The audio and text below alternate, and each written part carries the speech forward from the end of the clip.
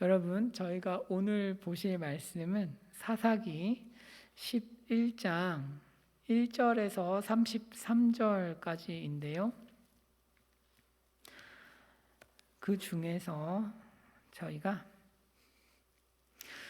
30절과 31절을 읽도록 하겠습니다. 그가 여호와께 서원하여 이르되 주께서 과연 암몬 자손을 내 손에 넘겨주시면 내가 암몬 자손에게서 평안히 돌아올 때에 누구든지 내 집 문에서 나와서 나를 영접하는 그는 여호와께 돌릴 것이니 내가 그를 번제물로 드리겠나이다 하니라.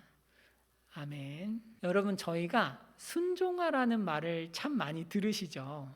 그러니까 신앙생활을 하면 순종해야 된다, 이런 말을 참 많이 들으실 것 같아요. 그러면 여러분, 순종이 뭘까요? 순종. 그러니까 순종에 대해서 많이 듣는데 성경이 요구하는 순종이 있단 말이에요. 그러니까 아무렇게나 하면 순종이냐? 아니란 말이에요. 그러니까 하나님께서 요구하는 순종이 있습니다. 한번 로마서 1장 5절 한번 보실까요? 로마서 1장 5절을 보시면 이렇게 되어 있습니다. 그로 말미암아 우리가 은혜와 사도의 직분을 받아 그의 이름을 위하여 모든 이방인 중에서 믿어 순종하게 하나니, 이렇게 돼 있죠. 믿어 순종하게 되어 있습니다. 이게 직역을 하면 믿음의 순종이에요. 그러니까 믿음의 순종을 하게 하는 거죠. 순종이면 순종이지 믿음의 순종이 뭘까? 믿음의 순종을 하는 게 이제 그리스도인이란 말이죠. 일반적인 순종이 아니고 믿음의 순종을 해야 그리스도인으로서 바르게 순종을 하는 건데요. 오늘은 이 믿음의 순종이 무엇인지를 좀 집중해서 보면 좋겠습니다. 내가 하나님 앞에서 이러이러한 행동을 하고 있었는데 이것은 문제가 있었고 이것은 잘하고 있었구나, 이런 것들을 한번 돌아보는 시간이 되면 좋겠어요. 오늘 입다를 통해서 한번 살펴보겠습니다. 여러분, 사사기 11장 1절입니다. 우리가 이제 입다 이야기를 볼 건데요. 성경이 입다를 소개하면서 두 가지 정보를 제시합니다. 여러분, 첫 번째로 큰 용사라는 정보를 주고요. 두 번째로는 기생이 낳은 아들이다. 이 두 가지 정보를 주고 있습니다. 여러분, 큰 용사는, 사사기에서 큰 용사는 기드온이에요. 기드온. 그러니까 전쟁 영웅이다, 이 말이에요. 싸움을 굉장히 잘하는 사람, 이게 입다예요. 또 하나는 기생이 낳은 아들입니다. 이 특성은 아비멜렉이 가지고 있던 특성입니다. 기생의 아들. 말하자면 성경은 지금 입다라는 인물을 기드온과 아비멜렉을 섞어서 반반 섞은 인물로 제시하는 거예요. 그래서 입다는 이스라엘을 구원하는 전쟁 영웅이기도 하면서 권력을 찬탈하는 야망가이기도 합니다. 그래서 이스라엘을 구원하는 사람이기도 하면서 이스라엘에 거대한 해악을 끼치는 사람인 거예요. 여러분, 입다가 한 사람이 왜 한 공동체에 구원도 가져다 주고 해도 가져다 줄까요? 간단하죠. 입다의 신앙이 이상하니까 그렇겠죠. 그죠? 입다의 신앙이 엉망이니까 그래요. 그러면 입다의 신앙이 망가진 이유는 뭘까요? 한번 2절 한번 보실까요? 성경은 입다가 왜 이렇게 신앙이 망가졌는지를 이 말씀으로 가르쳐 줍니다. 네. 길르앗의 아내도 아들을 낳았어요. 기생의 아들인 입다만 아니라 길르앗의 아내도 아들들을 많이 낳은 것 같아요. 그래서 아내의 아들들이 막 자라니까 입다를 쫓아냈어요. 왜 쫓아냈어요? 너는 다른 여인의 자식이니까 우리 아버지의 집에서 기업을 잇지 못하리라. 이게 이유예요. 경제적인 이유예요. 돈이죠, 돈.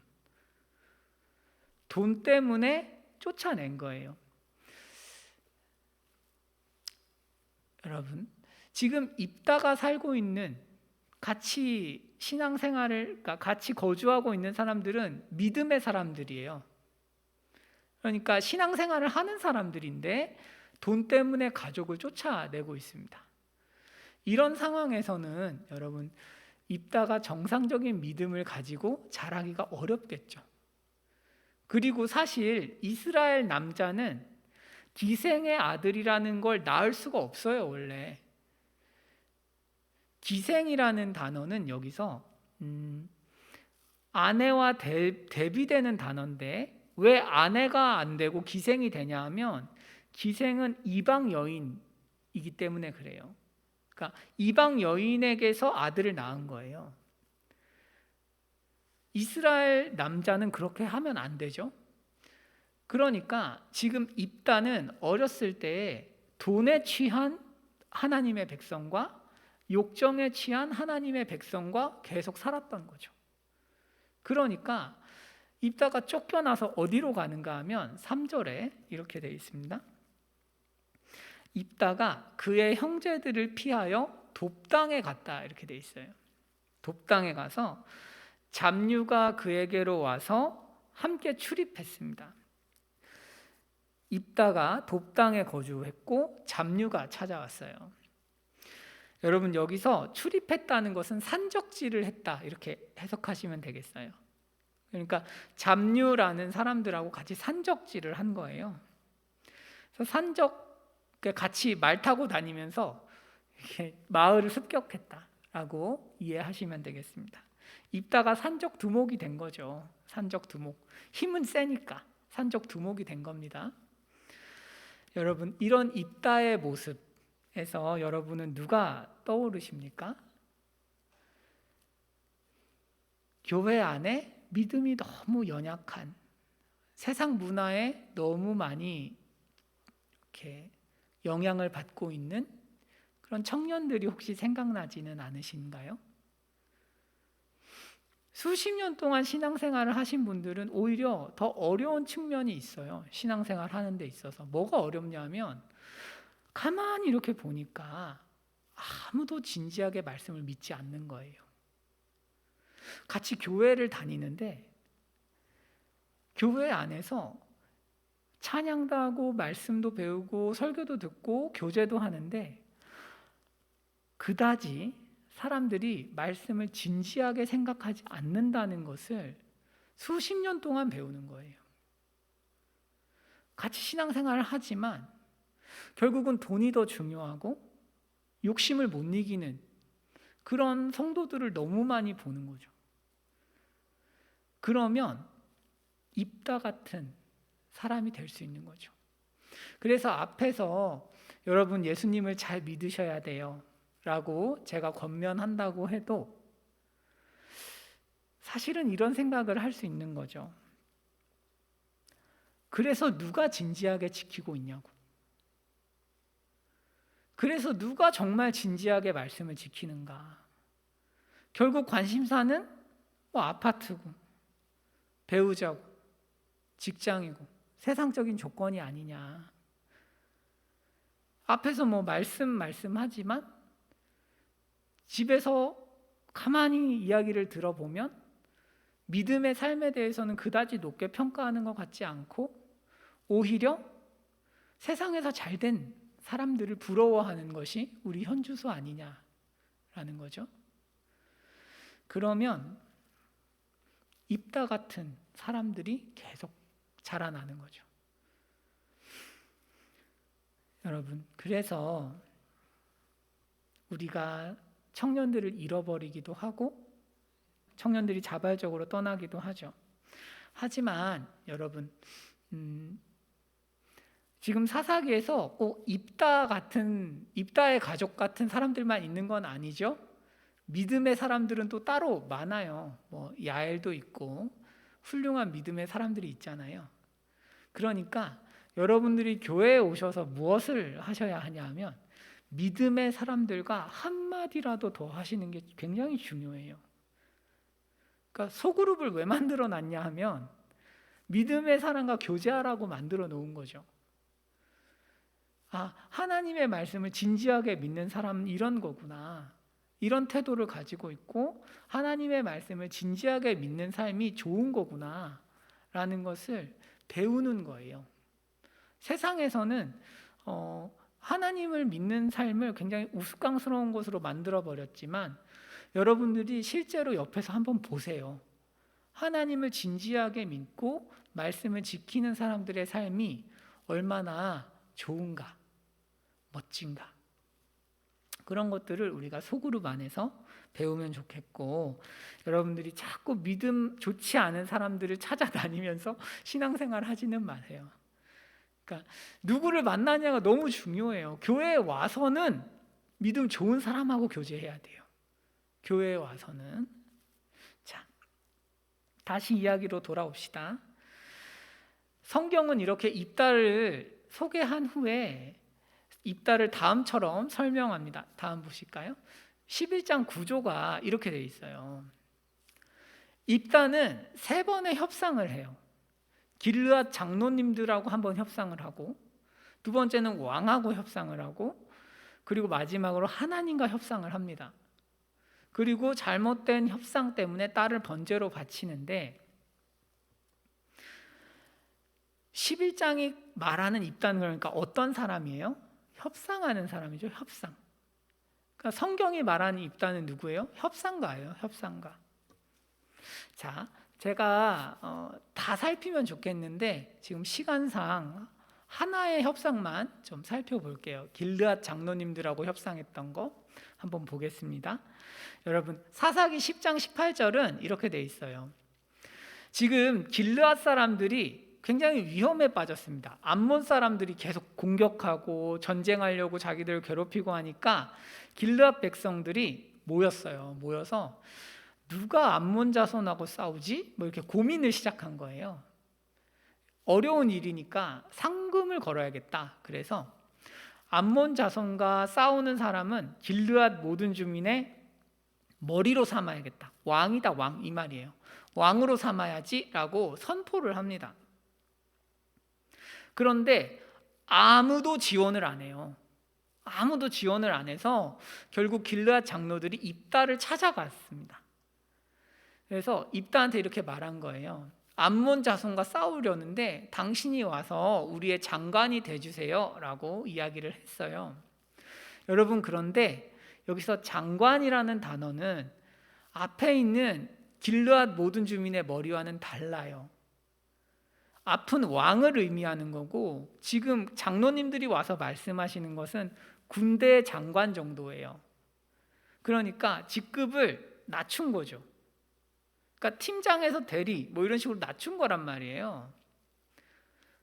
부정직하죠.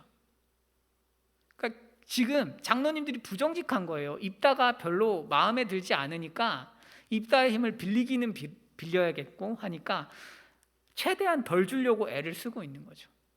군대 장관만 해 이렇게 한 거예요. 그러니까 입다가 뭐라고 하냐 하면 다음 보실까요? 입다 아저씨가 기가 막혀요. 입다 아저씨가 싫어 이러면서 과거의 상처를 막 이제 이야기하는 거예요. 야, 너희가 전에 나를 미워했고 나를 쫓아냈고, 야, 니들 양심 있으면 나한테 이러면 안 되지 않냐 이러면서 환난을 당했다고 나한테 왜 찾아왔냐 막 이러면서 막 화를 엄청 내는 거죠. 아픔이 있는 남자인 거예요. 입다가 아프다, 내가 너무 아팠어 막 이러면서 얘기를 하는데, 이게 하나의 코미디인 게 지금 입다도 거짓말하고 있어요. 입다가 집에서 쫓겨난 거지 길르앗 사람들한테 쫓겨난 게 아니죠. 그러니까 길르앗 사람들이 방관한 책임은 있을지 몰라도 길르앗 사람들이 입다 자체를 쫓아낸 건 아니었어요. 입다 아저씨가 계속 이제 확대시키는 거죠. 너희가 나한테 그랬잖아 이러면서 거짓말하는 거예요. 오히려 사람이 때로 과거 이야기를 할 때 참 거짓말을 많이 하지 않나요? 그죠? 과거의 아픔 이야기를 할 때 사람들이 은근히 거짓말을 섞기도 하는데 지금 입다가 그렇습니다. 입다 아저씨는 지금 협상을 유리하게 하기 위해서 지금 막 과거 이야기를 한 거예요. 그러니까 이걸 듣고 길르앗 장로님들이 어떻게 반응할까요? 한번 다음 보실까요? 길르앗 장로님들이 과거의 상처에 대해서 말하지 않아요. 장로님들은 입다가 이 말을 한순간 알았어요. 입다가 왕이 되고 싶어 하는구나. 그래서 지금 슬프지도 않은 과거 얘기를 꺼내왔구나 라는 걸 잘 알았어요. 그래서 야, 와서 네가 싸우면 길르앗 모든 주민의 머리 왕이 되게 해줄게 라고 달랩니다. 입다를. 입다가 그러니까 뭐라 할까요? 오케이 하고 따라가죠. 여러분, 하나의 코미디죠. 이게 조금이라도 덜 주려는 장로들하고 조금이라도 더 받아내려는 입다와의 협상에서 입다가 이긴 거예요. 입다가 이겼습니다. 성경은 이런 협상을 통해서 입다가 얼마나 명석한 사람인지, 협상을 얼마나 잘하는 사람인지를 걸쳐서 보여줘요. 암몬 왕과의 어떤 대화에서도 그렇고. 입다는 거짓말을 사실과 결합해서 자기 유리하게 이야기를 꾸미고 자기가 원하는 걸 얻어내는 그런 협상의 귀재라고 할 수 있어요. 다만 입다는 자기의 유익을 위해서만 최선을 다하는 사람입니다. 여러분, 이전의 사사들을 생각해 보시면 처음에 여러분 누가 있었냐면 온니엘이 있었어요. 그 다음에 에훗이 있었어요. 이 두 사람은 협상하지 않습니다. 하나님과도 사람하고도 협상하지 않아요. 그냥 하나님이 원하셔? 그러면 해요. 탁월한 사람들입니다. 그 다음이 바락과 기드온이죠. 바락은 드보라랑 협상을 하고 기드온은 하나님과 협상을 합니다. 하지만 이때까지만 해도 이 사람들이 협상하는 이유는 승리할 수 있을까요? 에 대한 협상이에요. 전쟁이 너무 무서우니까 이길 수 있을까요? 그것 좀 보증해 주세요 라는 종류의 협상이었지 더 많은 유익을 위해서 협상하는 건 아니었어요. 하지만 입다 시대에 이르면 입다는 자신의 이익을 위해서 끊임없이 협상하는 사람입니다. 인생의 중심에 자기가 있는 거죠. 여러분, 입다는 지금 하나님 나라에 대해서 전혀 관심이 없습니다. 입다는 하나님 나라에 대해서는 관심이 없고 못됐죠. 지혜롭고 자기 유익을 위해서 오만술수를 다 쓰는 그런 사람이에요. 입다는 하나님께 순종한다는 개념이 없어요.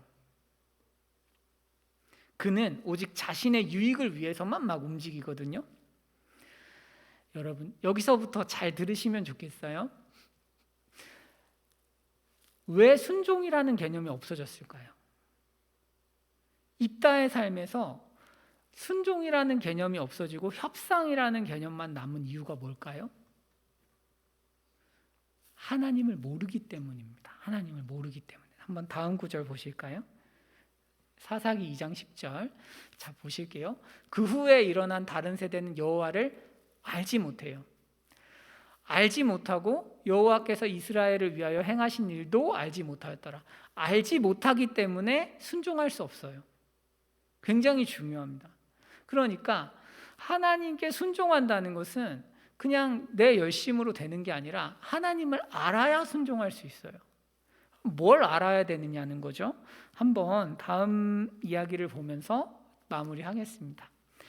그가 여호와께 서원하여 이르되, 암몬과의 전투에 앞서서 입다가 하나님과 마지막으로 협상을 시작합니다. 과연 암몬 자손을 내 손에 넘겨주시면, 나를 이기게 해주시면 평안이 돌아올 때에 누구든지 내 집 문에서 나와서 나를 영접하는 그는 여호와께 돌릴 것이니 내가 그를 번제물로 드리겠나이다 하니라. 지금 입다가 뭐라고 말하는 거냐 하면요, 나에게 전쟁의 승리를 주시면 인신제사를 드리겠다는 거예요. 전쟁에서 이기면 인신제사를 드리겠습니다. 나의 가장 소중한 걸 드리겠습니다. 이렇게 표현하지 않고, 입다는 이때도 협상을 잘하기 때문에 맨 처음 자기를 영접하는 사람은 아마도 하인일 가능성이 제일 높아요. 그래서 입다는 하인을 생각하고 아마 그렇게 이야기한 걸 거예요. 번제물로 드리겠습니다. 여러분, 이 본문은 제가 다음 주에 더 자세히 다룰 거니까 이 말 자체만 봅시다. 이 말 자체만. 이번에는 협상하고 있어요.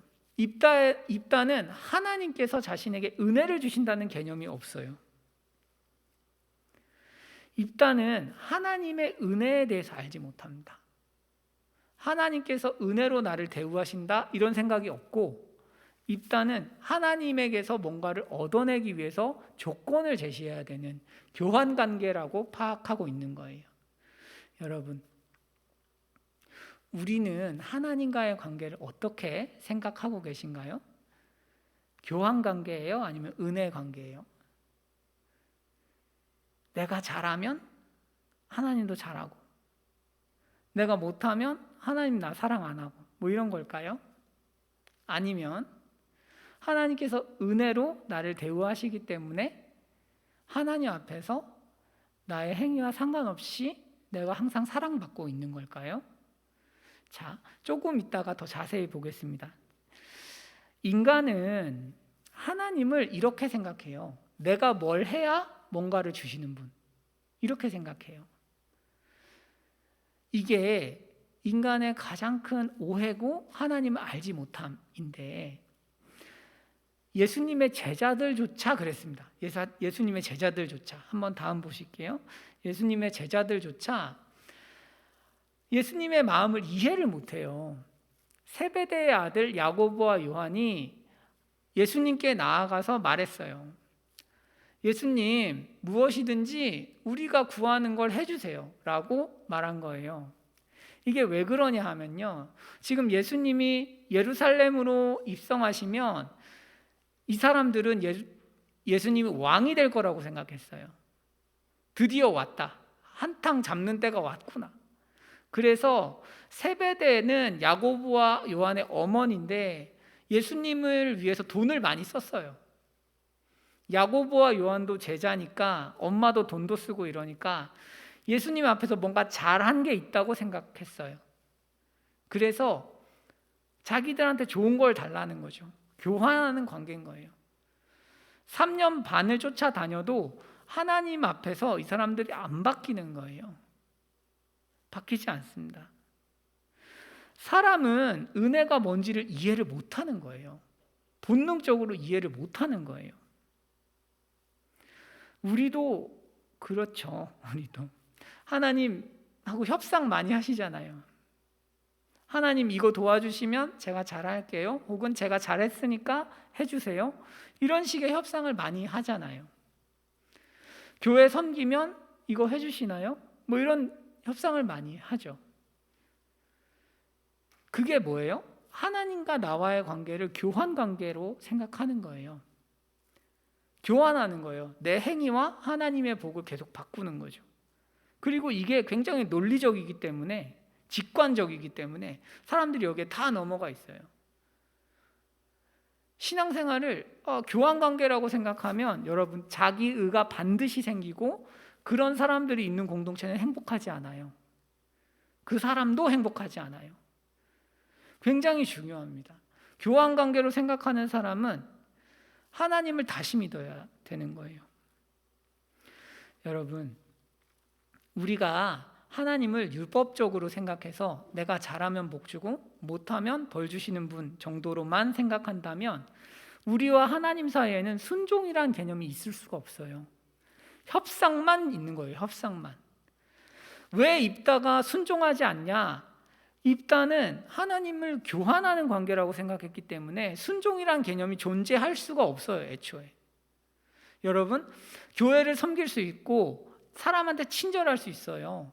그런데 하나님 앞에서 그냥 협상하는 관계 안에서 내가 잘하는 거라면 그것은 참된 순종이 아니에요. 믿음의 순종이 아니에요.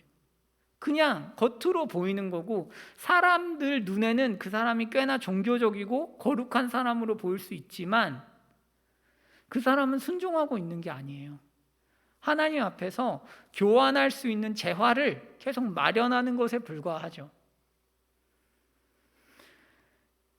하나님과 이런 식으로 관계를 맺는 사람은 하나님과 인격적으로 관계 맺을 수가 없고 내면도 변화되지 않습니다. 이기적인 신앙생활을 할 수밖에 없어요. 왜 공동체 안에 하나님 나라를 생각하는 사람이 그렇게 없을까요? 제가 본 많은, 또 저를 포함한 사람들은 하나님 나라를 위해서 뭔가를 하고 싶기보다는 내 인생을 위해서 뭔가를 더 하고 싶은 사람들이 많았어요. 항상 협상하고 있었어요. 그래서 우리가 신앙생활을 바르게 하려면 은혜 중심적인 사고방식으로 바뀌어야 되겠습니다. 여러분, 그러니까 우리 프레임을 좀 바꿔야겠어요. 자, 다음 보실까요? 우리 프레임을 좀 바꾸면 좋겠어요. 자, 죄로 물든 인간은 하나님과의 관계를 이렇게 생각해요. 노력하고 보상을 얻는 관계. 내 도덕으로 보상을 얻는 관계. 이게 기본적인 프레임이에요. 하나님을 바라보고 사람과 관계 맺고 할 때 기본적인 프레임이 노력과 보상이에요. 그래서 여러분, 우리가 예수님께서 행하신 일을 모르잖아요. 우리가 받은 은혜와 구원이 선물로 주어졌다는 걸 이해하지 못하는 사람은 절대로 순종할 수조차 없어요. 도덕적일 수 있어요. 순종은 못해요. 자, 하나님께서 우리에게 주시고 싶은 관점은 뭘까요? 우리는 이 생각을 하면서 살아야 돼요. 은혜로 받고 감사로 올려드리는 삶이에요. 선우가 달라요. 이해 가실까요? 하나님이 먼저 은혜를 주시는 거예요. 죄와 사망의 권세에서 우리를 구원하셔서 영생을 주시는 거예요. 이 말이 여러분 너무 믿겨지지 않기 때문에 예수님도 그걸 잘 아셔서 우리 삶에 보이는 은혜를 주세요. 삶의 변화를 주시고 그러면 그걸 가지고 감사로 우리 삶을 드리는 거예요. 그러면 하나님께서는 잘했다고 더 큰 은혜를 주시죠. 그래서 은혜와 감사가 계속 순환하는 신앙생활을 하셔야 돼요. 둘 중 하나예요. 우리는 신앙생활을 노력과 보상 아니면 은혜와 감사 이 두 카테고리 안에서 왔다 갔다 하는 거거든요. 그래서 신앙생활은 내가 열심히 하면 나 컨디션 좋아가 아니에요. 신앙생활을 하는 이유가 중요해요. 하나님께서 내게 주신 것이 너무 감사하기 때문에 그 은혜가 감사하기 때문에 내가 감사로 열심히 하는 것과 내가 이만큼 해서 뭔가를 얻어내려고 하는 것과는 완전히 다른 것이죠. 그래서 여러분 날마다 하나님 주신 은혜를 기억하는 것, 찾는 것이 그렇게 중요한 거예요. 여러분 은혜와 감사 이 사이클로 들어오셔서 신앙생활을 하셔야 은혜가 점점 커지죠. 그런데 노력과 보상이라는 프레임에 들어가면 쓴뿌리가 생겨요. 아무리 열심히 해도. 자, 다음 보실게요. 성경은 쓴뿌리가 난다 이렇게 표현을 해요. 여러분들 막 쓴뿌리 마음의 고통이라고 할까요? 하나님을 향한 오해와 화라고 할 수 있어요. 하나님만 생각하면 화가 나. 신앙생활 생각하면 화가 나는 거예요. 그것의 대표가 누구냐면 에서예요. 에서가 장자의 명분을 한 그릇 음식을 위해 팔았어요. 왜 그랬을까요? 에서는 이삭에게 요리를 잘 갖다 바치면 장자권, 구원을 얻을 수 있다고 생각했어요.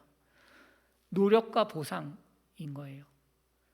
그러니까 노력하면 보상을 얻는 거야 라고 생각하고 있으면 그 노력에 대한 보상이 주어지지 않는 때가 오면 쓴뿌리가 생기는 거예요. 내가 노력했는데 왜 반응을 안 해? 내가 노력했는데 왜 이거밖에 안 줘? 이런 식으로 노력과 보상은 사실은 내가 노력한 만큼 보상을 못 받는 게 당연한데도 혹은 다양하게 일어나는 일임에도 불구하고 우리는 노력하면 보상을 당연히 받아야 된다고 생각하는데 그런 일이 일어나지 않아요. 그러니까 신앙생활을 아무리 열심히 해도 쓴뿌리가 많은 거예요.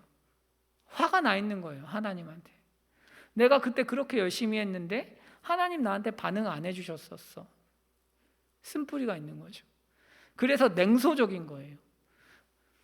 제가 이전에 신앙생활 할 때 그런 이야기를 많이 들었어요. 대학생 때 그렇게 열심히 하나님을 위해서 마음을 불살라서 신앙생활하던 선배들이 아주 차가운 마음으로 돌아설 때가 있다는 거죠. 그런 사람이 적지 않다는 거예요. 하나님을 위해 죽겠노라 하던 사람들이 당장 내일이면 마치 선교라도 떠날 수 있을 것처럼 말하던 선배들이 하나도 먹히지 않는 거예요. 하나님 말씀이 안 들리는 상황이 되는 거예요. 저 이해하지를 못했습니다. 왜 그럴까? 그런데 제가 이 말씀 보면서 그럴 수 있겠구나 생각이 들었어요. 동기입니다, 동기. 노력한 만큼 보상을 얻어야 하는가? 아니면 이만큼 큰 은혜를 받았으니까 당연히 감사로 올려드리는가? 그 차이죠. 그래서 이 차이가 쓴 뿌리가 있는 삶과 그렇지 않은 삶을 만들어냅니다. 갈라버리는 거예요. 그래서 지금 히브리서 저자가 이렇게 얘기하죠. 너희는 하나님의 은혜에 이르지 못하는 자가 없도록 하고, 삶을 바라볼 때 하나님의 은혜를 깊이 묵상하라는 거예요.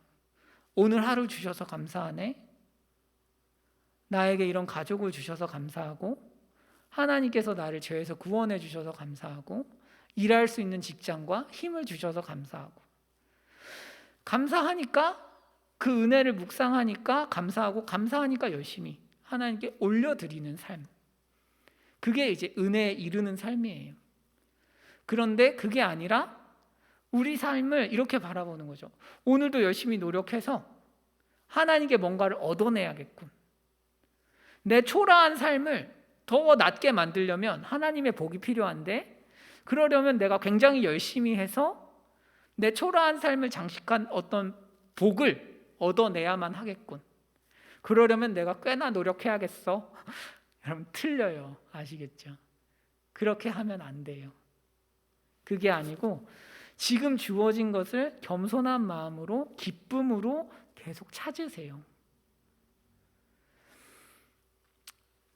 조금 여러분 어려운 이야기지만 사람은 항상 감정에 취해 있어요. 무감각한 것도 감정의 한 형태죠. 무슨 얘기냐 하면 내가 기뻐야 세상이 기쁜 거예요. 내가 슬프면 세상이 왜곡돼 보여요. 그 감정에 따라서 내가 세상을 어떻게 보는지가 달라져요. 아시죠? 세상은 똑같이 있는데 내가 슬프면 세상이 어둡고 내가 기쁘면 밝은 거예요. 그래서 하나님께서 뭐라고 하시는 거예요? 항상 기뻐하라 하시잖아요.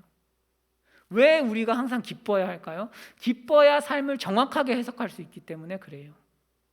슬프면 삶을 정확하게 해석할 수가 없어요. 여러분들이 슬픔 안에서 보는 세상은 거짓이에요. 슬픔 안에서 내 삶은 왜 이 모양이야? 땡, 틀려요. 아니에요. 기쁨으로 세상을 보셔야 돼요. 나 자신을. 하나님이 나 같은 사람을 사랑해 주셔서 너무 좋다. 기쁨이에요. 그리고 그 기쁨을 유지하기 위해서 뭐 해야 돼요? 범사에 감사해야 되는 거죠. 굉장히 중요합니다, 여러분. 기쁨을 유지하기 위해서 감사하고, 감사하면 기쁜 거예요. 이 중간에 뭐가 있어요? 기도가 있는 거죠. 그래서 여러분들이 기도를 하시더라도 내 초라한 인생을 뭔가 더 낫게 만들려고 하는 기도는 땡, 틀려요. 아닌 거예요. 이미 하나님이 나한테 주신 것들을 감사하면서 기도하고 하나님 뜻이 이루어지기를 기도하는 거예요. 하나님, 이렇게 아름다운 제 인생에 하나님께서 이루실 일이 있다면, 하나님을 위해서 제가 이루어야 하는 일이 있다면 뭘까요? 라고 질문하면서 기도하시는 거예요. 그게 신앙생활이에요. 그리고 그게 정확한 거예요. 슬픔과 원망, 분노, 그런 어떤 시선을 가지고 세상을 보고 나 자신을 보면 여러분 절대 하나님 주신 시선이 아니에요. 그래서 감사하는 프레임이 굉장히 중요해요. 은혜와 감사, 이 프레임으로 가셔야 돼요. 보상과 노력 아니에요. 그러니까 노력과 보상 아니고 은혜와 감사. 자, 입다에게도 하나님께서 먼저 뭘 주셨냐면 은혜를 주셨어요. 굉장히 중요합니다. 자, 29절 볼까요? 11장 29절에 이에 여호와의 영이 입다에게 임하시니. 자, 입다가 서원한 거는 30절 31절이에요. 입다는 하나님의 영이 임하셨는데 몰라요. 영적으로 얼마나 둔감한지 아시겠죠? 그러니까 이미 하나님께서는 입다의 기도를 듣기 이전에 입다가 암몬 자손을 이길 수 있도록 조치를 다 취하신 거예요. 이미 은혜를 주셨어요. 그런데 입다가 이걸 모르는 거죠. 모르고 혼자 안달하는 거죠. 입다 이야기에서 입다도 길르앗 사람들도 하나님을 사랑하지 않습니다. 하나님에 대한 관심이 없어요. 완전히 버렸어요. 그런데 하나님께서는 입다를 도우시는 거예요. 자격이 없지만 은혜를 주시죠. 우리가 입다를 보면 너무 어리석잖아요. 왜 서원을 해? 이렇게 생각하지만 입다가 생각할 땐 당연한 거죠. 우리가 생각해도 하나님께 잘한 게 없다. 그러니까 뭔가 약속이라도 하고 뭔가 줄 게 있는 것처럼 말이라도 해야 된다라고 생각한 거죠. 그래서 그 결과가 뭐예요? 딸을 인신제사로 바치는 거였죠. 하나님을 완전히 오해한 거죠. 여러분, 비록 죄에 물들었지만 하나님은 입다를 사랑하셨어요. 그러니까 여러분, 우리도 마찬가지예요. 우리도 마찬가지. 우리 중에 어떤 분들은 한 주 동안 너무 엉망으로 실패한 삶을 사셨을 수 있어요. 하나님 앞에서 잘한 게 하나도 없는 삶일 수 있어요. 마치 지금 입다처럼. 하나님 앞에 잘한 건 아무것도 없는데 뭔가 삶의 문제들은 계속 다가오니까 어찌할 바를 몰라서 발을 구르고 계실 수도 있어요. 하나님이 나 같은 걸 도와줄까? 우리는 하나님을 나처럼 생각하죠. 자기처럼 생각해서 나라도 안 도울 거야 이런 생각을 할 수 있단 말이죠. 그러나 아닙니다, 여러분. 하나님의 백성을 하나님은 도우시기를 원하세요. 하나님의 사랑은 우리 조건에 있지 않고 하나님 안에 있기 때문에 그래요. 우리는 누군가를 좋아하면 외부적인 요인이 있어요. 예쁘니까, 잘생겼으니까, 돈 많이 버니까, 능력 좋으니까, 친절하니까, 나한테 잘해주니까 외부적인 요소 때문에 그 사람을 좋아하는 거예요. 하지만 하나님은 그 외부적인 요소가 없어요. 그냥 하나님 자체가 사랑이셔서 내부적인 조건을 가지고 계세요. 하나님이 사랑이셔서 그냥 아무 조건 없이 우리를 사랑하시는 거죠. 그래서 여러분, 오늘도 비록 우리가 하나님 앞에서 잘못하고 잘하지 못했더라도 하나님의 사랑을 신뢰하면 좋겠어요. 십자가는 협상하지 않겠다는 선언이죠. 하나님은 우리랑 협상하지 않으세요. 하나님은 내가 이만큼 너를 사랑해. 너가 뭘 하면 내가 널 구원해주고 네가 나한테 잘하면 내가 잘해주고 이런 관계가 아님을 증명한 게 십자가죠. 우리가 죄인 되었을 때 주신 십자가니까. 협상하지 않아요. 하나님께서는 우리에게 그냥 부으시는 거예요. 사랑을 부으시는 거예요. 그렇기 때문에 자격 없는 사람도 받을 수 있는 거죠. 이 사랑을 아는 사람은 하나님과 협상을 그칩니다. 협상하지 않아요. 내가 받는 사랑이 어떤 것인 줄 안다면 협상을 그치고 하나님께 순종할 거예요. 여러분, 앞에서 미성숙한 모습을 보이던 제자들, 이 사람들 어떻게 변했을까요? 베드로가 요한복음 끝에 가면 베드로에게 예수님께서 이렇게 말씀하세요. 나를 사랑하냐? 그러니까 베드로가 주님 아신다 그래요. 그럼 이제 내 양을 쳐라 그러죠. 베드로에게 3번 이야기하시는데 이 가운데서 베드로가 이런 말 하지 않아요. 양치면 뭐 줘요? 양치면 뭘 주나요? 더 큰 상급이 있나? 이런 말 하지 않아요. 왜? 은혜를 알았기 때문입니다. 하나님이 나를 사랑하시는구나. 조건 없이 나를 사랑하시니까 나도 조건 없이 사랑해야겠다 라는 그런 마음이 있는 거죠. 그게 참된 순종인 참된 순종. 자, 여러분 말씀을 마무리하겠습니다.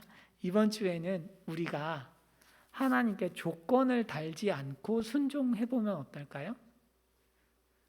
한두 개 정도라도요. 그러니까 조건 달지 않고 그 어떤 조건 없이 그냥 감사하는 마음으로 그냥 순종을 해보시는 거죠. 하나님께서 나한테 이런 삶을 주셨으니까 너무 감사하다. 그러니까 내가 뭔가를 줘야겠다.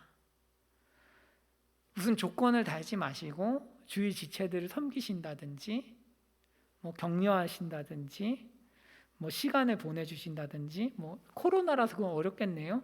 칭찬하신다든지 나에게 그 어떤 보상을 줄 수 없는 사람에게 한번 해보세요. 그러니까 괘씸하고 불쌍하거나 무관심하게 내가 대했던 사람들이라도 상관없습니다. 여하튼 내가 하나님의 사랑을 받는다는 이유만으로 한번 순종을 해보시면 좋겠어요. 그게 우리에게 참된 순종이 무엇인지를 잘 가르쳐 줄 겁니다. 기도하겠습니다.